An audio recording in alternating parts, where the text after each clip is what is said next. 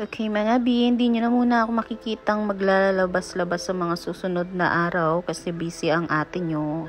Naisipan na nga naming ipapintura yung bahay. Si Papa nga pala tsaka si Tito yung nagpintura. Ang bilis nga nila magpintura, in-skim coat nila muna tapos sa kanila pininturahan yung baba.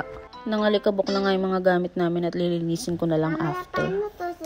Habang pinipinturahan yung sala tsaka kusina, naisipan ko na rin ilagay itong organizer na nabili ko online. Papalitan ko na tong gamit-gamit namin kasi nakatapat yan sa toilet at lahat ng pwedeng malaglag sa toilet nalalaglag.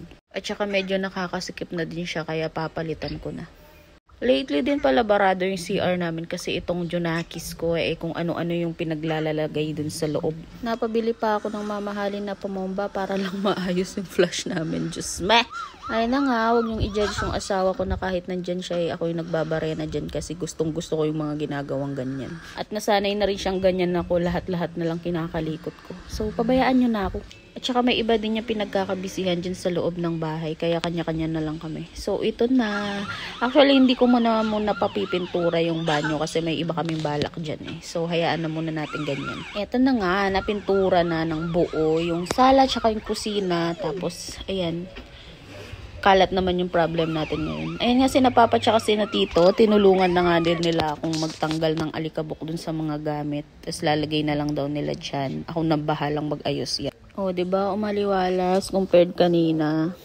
After no, nag-decide na nga ako mag-ayos-ayos ng ibang gamit. Sobrang alikabok at ang dumi ng sofa actually. Before pa kami nagpapintura, madumi na talaga yan kasi tinatapunan ng kung anong drinks ni Asher. Kaya naisipan ko na ding labhan. Ganyan lang yung process na ginagawa ko. Gamit lang yung wet and dry vacuum. Actually, mukha lang yan madali pero ang hirap niyan sakit sa katawan kasi ulit-ulitin ko talaga. Inuulit-ulit ko talaga yung pagsasabon tsaka pag-vacuum.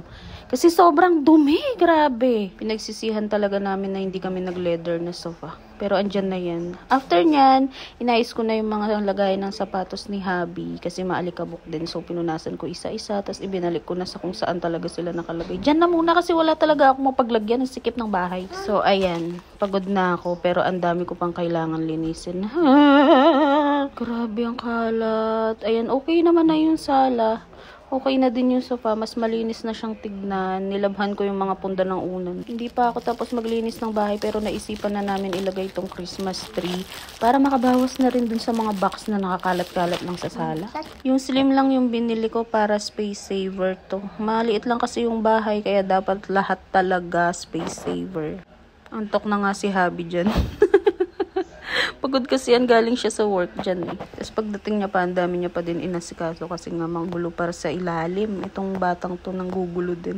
Gusto niya din tumulong pero instead na makatulong siya na maglinis, ayun, kinalat niya ulit yung mga laruan niya na niligpit ko na. So, wala. Back to zero na naman tayo. Makalat na naman yung sala. Kaya sabi ko sa kanila, magpahinga na sila.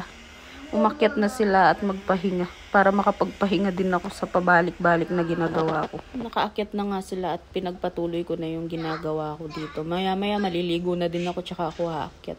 Pero nakita ko tong Christmas lights na in-order ko din. So inilagay ko na din para makabawas na rin sa box na nasa sala.